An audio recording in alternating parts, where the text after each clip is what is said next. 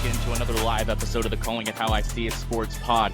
Blake Terrence here with you. Just got through watching that fantastic Royals game today, and now we're going to switch gears and talk some Chiefs as the schedule dropped last week. We've got a fair amount of schedule talk to have, I think, and we also want to talk some film of the 2025 draft picks today, because I'm really happy to be joined by Daniel Harms, who is a film analysis expert for the Kansas City Chiefs. Well, not for the Kansas City Chiefs, but studies Kansas City Chiefs film for RGR Football. Daniel, how you doing tonight, man? Thanks for joining us. Yeah, no, I appreciate you having me, man. I'm doing well. I just had a Jalen Royals film breakdown hit the YouTube a few minutes ago, but closer to about 40 minutes. Getting through a lot of those rookie draft picks and getting through the film has always been one of the more fun parts about what I get to do. Yeah.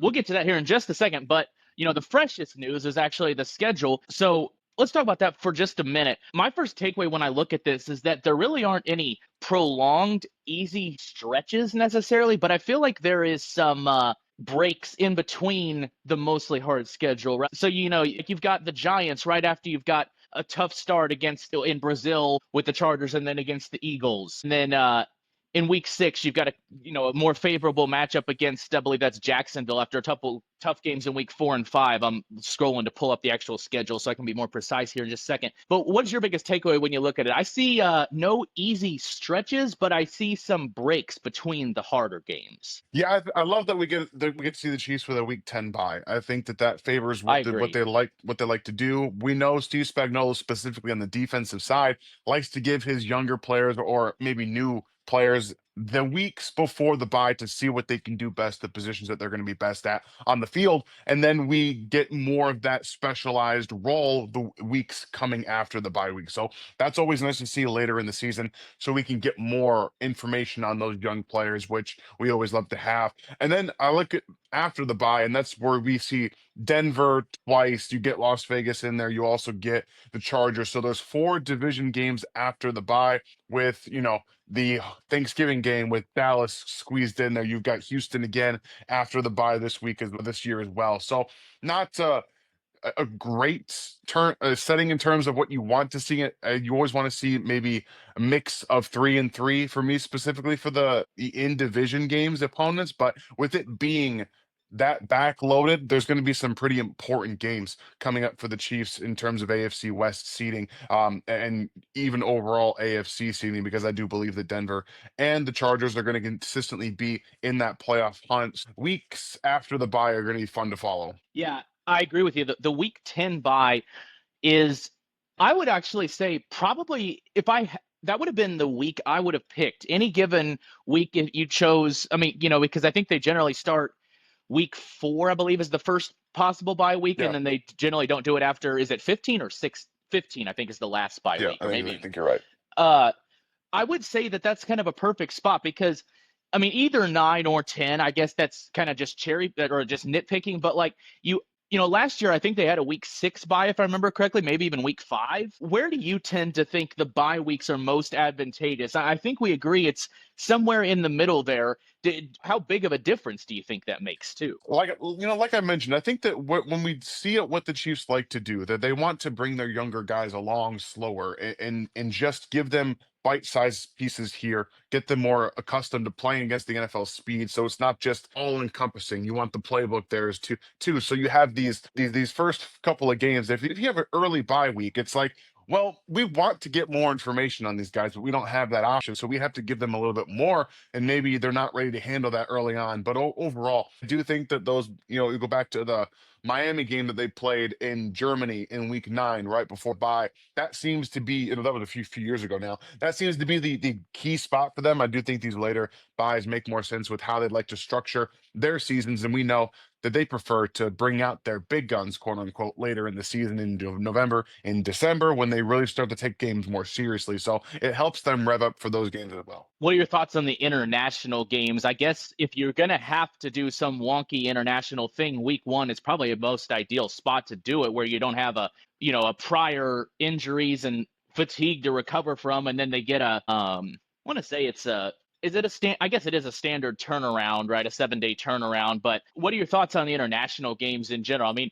whatever our thoughts are, it's happening. Let's be clear about that. Mhm. But what are your thoughts on the international games and the Chiefs getting so prominently featured in that now? I like the international games from a fan perspective. It's fun to see them play in different countries and grow the game that way. We know that's not what it's about, even though that's the NFL's like big, their big neon sign that says we're trying to promote the game. No, you just want more money. Like that's all you care about. Right. And so we know what it actually is about. And when you go back to last year in Paulo, the field was awful. It was terrible with that Eagles game opening this their opening of the season on the Friday, I believe it was that they played. That is the worry for me because when you have these games that are in prime time that are on the national stage, but they're in other countries that you only want the money grab for, maybe you don't care so much about how the field is. And they're typically and traditionally, especially in these South American countries, playing more on soccer fields. Soccer fields are not really the ideal place to play football, as we've seen multiple years in a row where these guys slip. They can't actually get their footing properly. So some of the player safety issues I have concerns with because it's not at the forefront of the NFL's mind. And hopefully we see in week one when the Chiefs tee off against the Chargers that field is up to snuff because you don't want to have guys coming out of week one again with more injuries because of the field that they have to play on. But again, like you said, it's happening no matter what. And I do like just watching them in other countries, seeing the fans, not just of the individual teams like the Chargers or the Chiefs, but how fans across the world come in. Like just like they do with in England, right? In Germany, there's a bunch. Everyone just wears whatever jersey they want, and I love that personally. I love seeing all just the different NFL fans in the stands in these games. So that's always fun to see. But player safety I think needs to be at a little bit more of a forefront when we're talking about these games. Yeah, and it's the same now. At least Christmas this year falls on a Thursday, and that's the buffer you always get with Thanksgiving is they're already used to Thursday games to some extent. But that's what I always come back to with any of this stuff. Like I'm sure it's fun to see them play in other spots in the world, and who doesn't want to watch their favorite team play on Thanksgiving or Christmas? But like it's easy to lose sight that a lot of this. And I mean, heck, the Christmas game, the Chiefs strongly volunteered, we'll Yeah. say, for that time slot. I mean, I'm not saying it can't have positive fan impacts, but I think it's important for us to remember that none of this is about us or about continuity or whatever narrative you want. It's about putting more money in the owners' pockets. Yeah, and honestly, I was talking with my buddy Sterling Holmes about this on the Bleacher Report Hmm. app on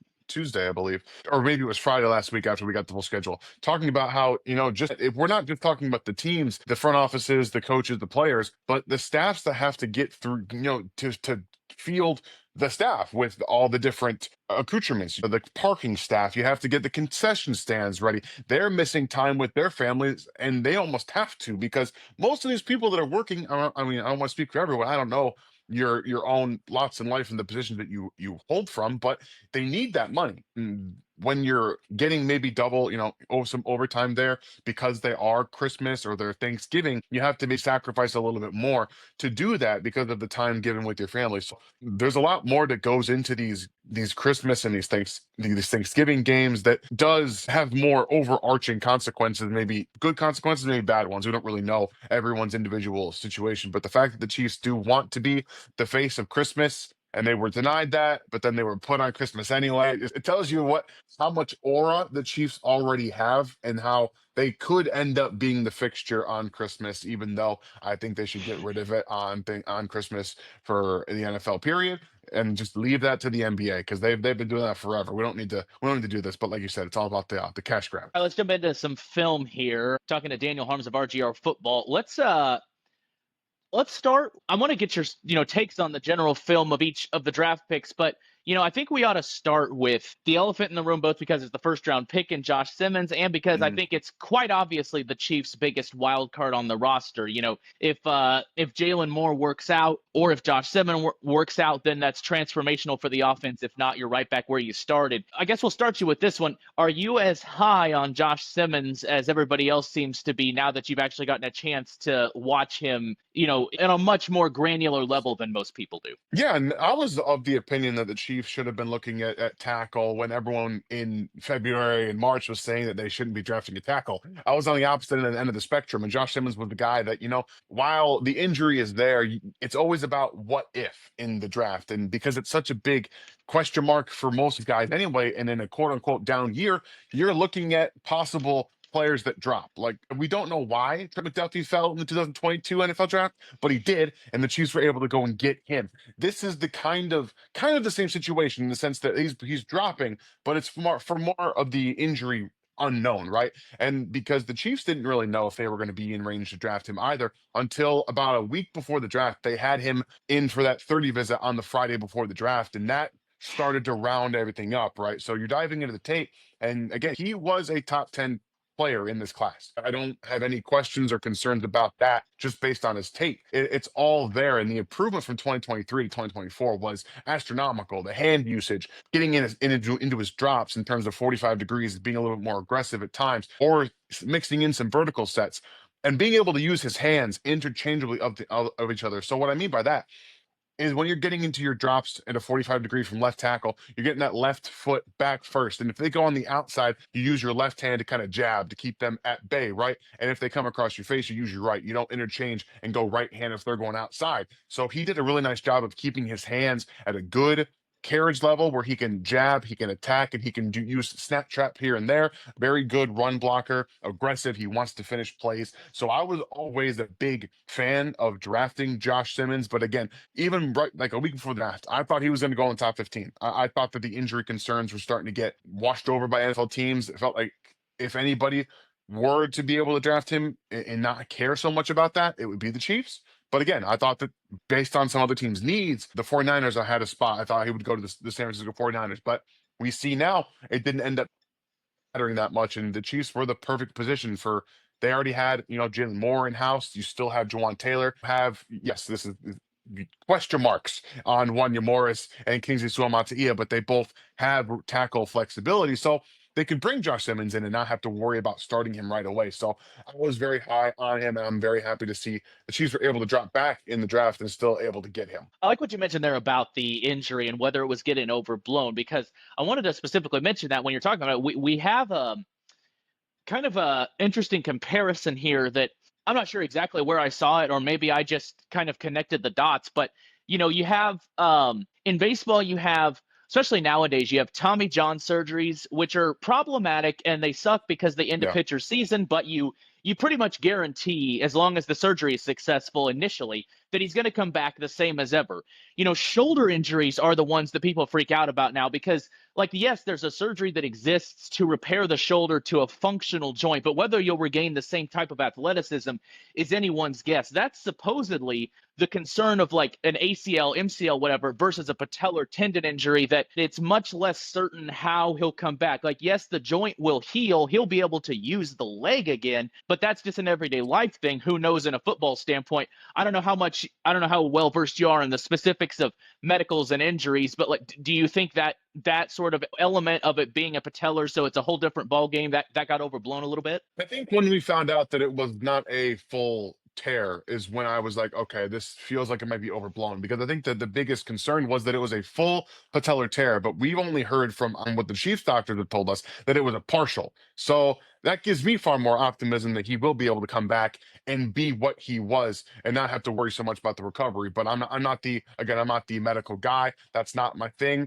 The other part of my duo over there, RGR Football, Ryan Tracy, does the medical stuff on that regard. And he has been very outspoken that he's not so worried about it either because of that partial tear too. So again, I think we are in a situation now where the Chiefs are not even cautiously optimistic. There's talk about him being fully ready to go by training camp and competing for the number one tackle spot, which is insane to me. So let's talk about that for a second. What do you think of the Chiefs? I mean, you don't have to go super far into Jalen Mhm. Moore. I'm sure most people have read most of your stuff on that by now, but I'm curious. Let's assume that the health is not a pervasive issue, and that he does, that everything that they're saying about how he looks so good and everything is all true, and he's fully healthy come training camp. So let's just say it's a matter of football. Do you, I like the way I phrased this question to Joshua Briscoe of KCSN this way a few weeks ago, and I'm curious what your perspective on it is. The way I phrased it is, if I called it a fuzzy crystal ball, because I'm not going to tell you why it happens, because obviously the why and the how is what's really important. If Josh Yeah. Simmons ends up starting because Jalen Moore's terrible or he's fine and he gets hurt, well, that's a much different situation. That's not good regardless. But if I could just tell you that Josh Simmons leads the Chiefs and starts at left tackle this year, is that a good thing or a bad thing? Does the best Chiefs offensive line alignment this year involve him as the starting left tackle, you think? I think it does, but again, how we get there is one thing. And overall, my actual tinfoil hat theory before they even drafted Josh Simmons was that 1 year you have Jalen Moore starting at left tackle, however many games that is, and then in 26 he moves over to right because I think he's going to be a better right tackle in Kansas City than he would be left. So it feels like at the end of the day, if Josh Simmons comes in and he's just the best tackle in the room and he's the best left tackle in the room and he starts, that is it's a good position to be in. I'm also interested how that affects Jawan Taylor because I don't think he's going to be in Kansas City next year. And if Jawan Mm-hmm. Taylor's not getting better and Jalen Moore is impressing at left, and then maybe he gets right tackle reps in camp too, are we going to sit here in week one with Josh Simmons as your left tackle starter and Jalen Moore as your right tackle starter? And you have them now you probably try to get an extension done with Moore as soon as you can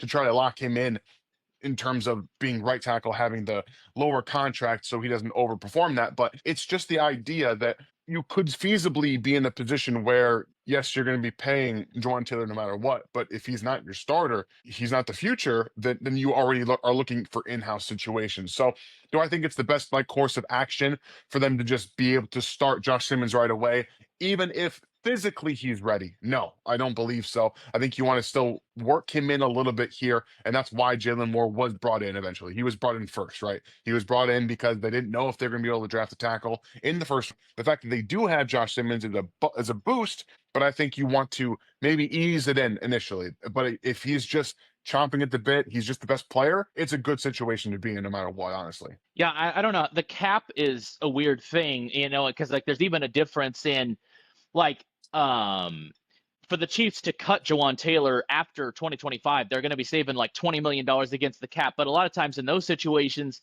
a cut is different than a trade. Like a trade might accrue a much larger cap hit. Yeah. So my point being, I don't know how that is set up exactly for this year. Do you see Jawan Taylor? Let's say it is like that dream scenario where Josh Simmons just comes in and just dominates in training camp, and Jalen Moore gets bumped to right tackle, and they like him more long term, of course, better than Jawan Taylor. Is he potential trade bait? Could you get a day 3 pick for him next year, or is that a cap situation make that untenable? I don't know about all that, but do you see that as a scenario too? Because that's kind of your sunshine and roses. Like Simmons is awesome, Yeah. Moore is better than Jawan Taylor. That could kind of be the best case scenario. It could be. The only problem with that, I think, for the quote unquote trade situation is teams are going to ask you to take on the majority of that contract, especially because it's going to be an in-season trade most likely. You're not going to be getting him Hmm. for the length of his contract, and they want the Chiefs to pay off most of that, right? Because he's not going to be worth it to them to trade for. So we're talking about maybe getting a day 3 pick for him, but also having to take on that contract money still. At the end of the day, I think that it would just make more sense to, even if he's the backup, it's 1 year, you just kind of deal with it with the money. Right. All right.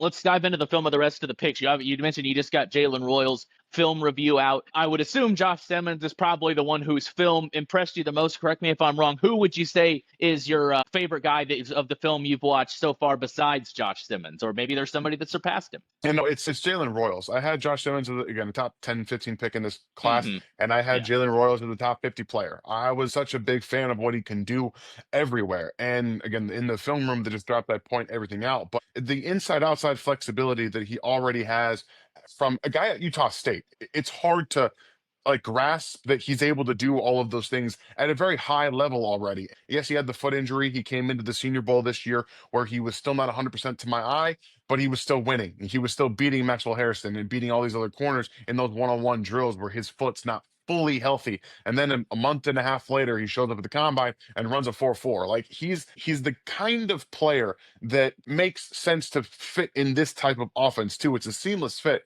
Andy Reid wants to get wide receivers that know how to play every single position, that know how to see the field and then not necessarily have to always win one-on-one, even though he can do that, but getting yourself into space after the catch, exploiting underneath targets, yards after catch, specifically right now with how defenses are playing, off coverage, too high safeties, and they don't want the Chiefs to throw the ball down the field. How do you access the middle, intermediate, and the outside parts of the field with field vision, scheme, and maximizing that? So a guy who's quick after the catch, he's able to do a lot from the release to stem to top of the route stuff. When we talk about manipulation, speed dilation, he's got multiple different release packages. So he's got a lot of tools that I guess translate very well to what young receivers in the NFL need to succeed early on. And then we'll get to the more coachable aspects in terms of playing on timing with Patrick Mahomes, where we see receivers come in and not have that timing, right? Xavier Worthy near the sideline last year didn't really have that with Patrick Mahomes, didn't always have the I need to be exactly where he's going to throw it and being able to figure that out. So that's going to come with time as well. And then because the Chiefs route tree is so different from college football, because if you had just like an idea of what it looks like, there's a lot of different adjustments that you can make based off of the coverage. So recognizing more advanced NFL coverages and being able to adjust your route based on what you're seeing is going to be more of an issue for that early on. But again, to a role, I think he's in it and can already give you a lot of what we saw from Rashee Rice in his rookie season. He can replicate Mhm. that, and he's still a deep threat as well. So it's really a seamless transition for him to be able to come in and be that wide receiver 4 right now. And then next year, when and if Hollywood Brown is no longer in Kansas City, he's wide receiver 3, and you feel really good about the guys you have. Yeah, that's kind of what you said there about Rashee Rice's rookie season. That's kind of exactly what I imagined there. I think some people, I don't think anybody really disliked his tool set, and most people thought he was probably more talented than where he got drafted. But I think there were some people that maybe had some concerns about his overall fit in the Chiefs' wide receiver room immediately. And is this guy just a long-term project? I actually, Rice, of course, especially by the time he got hurt last year, had stepped up into a true, like, just overall number one receiver role. But assuming he misses at least 4 games or so to start the regular season, I almost kind of wonder if they start using Jalen Royals early and, maybe he fades if the receivers stay healthy. Maybe he's not as much of a factor later in the season, but I actually think he could get thrown in the fire and do some of those same things Rice did. Again, Rice's role had sort of evolved already, but I really do think that might be one of the biggest solutions while Rice is suspended. You agree? I mean, I don't expect him to get suspended this year personally. There's nothing really Really? to suggest that he will get suspended this year because there's been no movement in the case, and training camp's That is almost true. Yeah. almost almost upon us. So I don't even expect that to happen. For me, it's more about the injury, and we talked about this earlier in the show, where the Chiefs like to kind of hold their cards close to the chest. The offense stays vanilla early on, and they want their players that are coming off injury to ease into it a little bit. Rasheed is coming off of an injury; it's not an ACL, but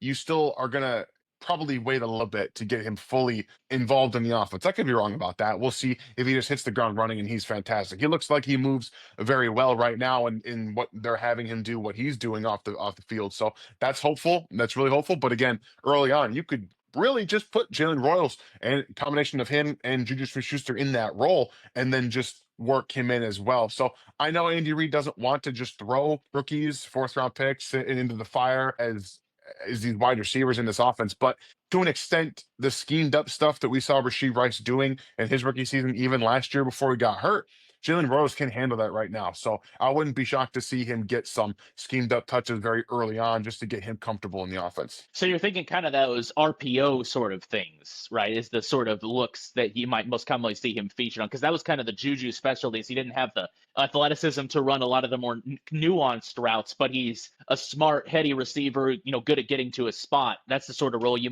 see for him a little bit to start with. Yeah, like the choice routes and spot routes. You see those Yeah, most yeah. commonly with Travis Kelsey, Juju Schuster, and Rashee Rice, where it's the middle of the field. You're looking for that Mm. spot and you're stopping in it and then getting into yards after catch. Those are things he can do right now. All right. Do you have I think the most common answer for people has been Omar Norman a lot, just because of his lack of overall snaps in college. But that's the sort of thing we rely on you film guys for is when there's not as much of a sample size or when the stats aren't really there, you might be able to see some things that either tell you he's got something more or yeah, there's a major reason why that is. Do you have is he the guy you're least impressed with so far? I'm curious your thoughts on him specifically. So you take that, go either. Yeah, no, I don't think he's. I was really impressed with the flashes that I saw, honestly. But it's because of how Tennessee used them. That's all you really saw, and they didn't really utilize his tools properly. Again, he is not necessarily as tall as Chris Jones. I think he plays the game similarly in the sense that he's quicker than a lot of the interior guys that he plays. He can get in the backfield quickly, but he's also strong enough with the arm length to be able to stack offensive linemen, peek in the backfield, find that football, and then close for a tackle. So he has a lot more in his overall bag, I think, than he was asked to do at Tennessee, which makes it difficult for that next step, I guess, prediction. What are we going to see in his rookie season? And when we talk about the Chiefs defensive tackle construction, where does he fit? We know Mike Pennell and Chris Jones are there. What else do we have in store in Kansas City? There's not a whole lot in the cupboard there. So hopefully he's able to come in and be more and kind of where Sean Wharton was, but you're hoping more from Fabian Lovett as well, who was a UDFA last year. The fact that they're kind of hoping that you get something out of players that have not done anything else in the NFL to this point is concerning, but it also might lead you to believe that they think that Omar Norman Lott's ready to do more. And I do think that he's got the anchor, because he's about 6'2", he's not as tall as Chris Jones. So he plays with better leverage against the run where he's not just straight up. Chris gets away with it because he's an all-star and he's like one of the best players on the face of the earth at all times. So he can get away with some of that. But the natural leverage that he creates, he's got pretty good knee bend. I want to see a little more kickstand technique. It's where you take one of your knees, kind of buckle it down inside to help you anchor against a double team. I want to see a little bit more of that in his rookie season, kind of work it in a little bit to take on some double teams. But the power with his hands and through his legs is all there. And then we know he's a pass rush guy. I want to see him work more against the run because I think the tools are there with his length and natural leverage to be able to be a pretty good run defender down the road. But right now, again, I was pretty impressed with what I saw. I just wanted more of it. And I think that was the biggest thing from everybody watching his tapes. Like we just need to see more. Least favorite or guy who maybe your opinion is not with the general consensus? Yeah, I was not a fan of the Ashton Gelati pick. You might be the first one I've heard say that. I see the same defensive end over and over and over again in Kansas City. I don't think he's as I guess talented as a George Karlaftis type player, but he's probably in the middle of a Karlaftis and a Mike Dana. For me, in this, I don't know. I personally am just not a fan of the same type of defensive end. They have a bunch of them, and you've got 1 year contract on. Not George Karlaftis, Omenihu, and Tillery's there, but he's a defensive tackle. Like right. It's all weird to me, and I just personally would like to see a little bit more of the. I know Felix has not developed along the same lines as they wanted him to, but taking shots on guys like that make more sense to me than drafting the exact same amount of guys that don't end quickly, that don't really help Chris Jones quickly. Because you need guys that will help Chris Jones out. But in the structure of the defense, we want to use Chris Jones, probably Omar Norman Lott, to be those quick guys. And if they're rushing from the interior, we can get the quarterback out of his pocket into the guys that win late, which is your George Karlaftis, which is going to be your Ashton Gelatis, your Mike Danas, and Charles Menahue. But if Menahue can be actually fully healthy and win a little bit more quickly, it all starts to make some sense. But again, you've got FAU, Mike Dana, Karlaftis. You still have Herring on the roster, and now you bring in Gelati. It's a lot of defensive ends, and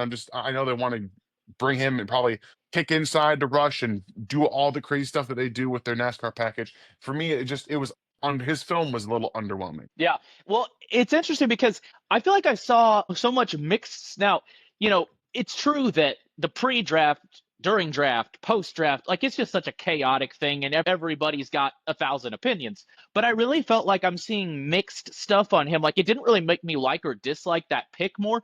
But like at first, the first few articles I read on him were about, ooh, this guy's got a little speed off the edge. He's a little bendy. He's could maybe be what Felix has not been. And then as I started reading more and as we got a little further out from the draft, it was like, well, he's kind of a hybrid between Karlaftis and Daniel, like you said. So you're not seeing that speed rush bend off the edge in him at all then. I think it's more college based. I don't see an NFL speed winner around the edge. I think it's still too slow. And his first step isn't consistently, it's not explosive. It's fine. And he was able to work it in college. I think that tackles in the NFL are far better than he faced and will be able to shut him down around the edge. I don't know if we'll be able to threaten the arc in the NFL like he did a bit better in college. All right, last thing before we let you go here, we're talking to Daniel Harms of RGR Football. I want to talk about the running back room a little bit. I Mhm. think I assume you've gotten to look at some Brashard Smith Yeah. film. I think we, of course, have to temper our expectations of seventh round picks. You got Lewis Riddick out here calling him an Alvin Kamara clone. Everybody's going insane. But I do think that he and Elijah Mitchell, if Mitchell can stay healthy, which is a huge if, might bring a speed element to the Chiefs running back room that we haven't seen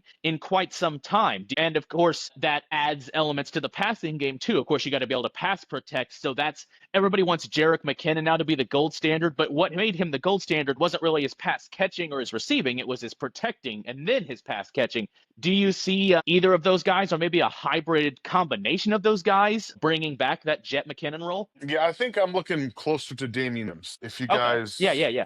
yeah, so that's the kind of player that I think he can be, and he's going to excel in the outside zone scheme. If you guys go back to, I don't even remember what year it was, but they were playing the Minnesota Vikings, and Damien had the 91-yard run against the Vikings where they were, and then like, he hit a cutback lane outside zone and took it to the house. That's the kind of energy and speed and explosiveness that Brashard Smith's going to bring. Now, a lot of people are going to tell you that he's not the best between the tackles, but what I see from his tape suggests he's got a better feel than a wide receiver should. And that's kind of why he took the route to playing running back and put up over 1,000 yards rushing at SMU. It's the explosiveness and just the kind of natural space feel. So while he's still figuring out how to, I guess, line up linebackers to read blocks and get off of them and into those cutback lanes more consistently, I think when he sees a hole, he hits it. And that's what we haven't seen in Kansas City because either they can't Mm-hmm. find the hole and then it takes them forever to get there, or they find the hole and they just can't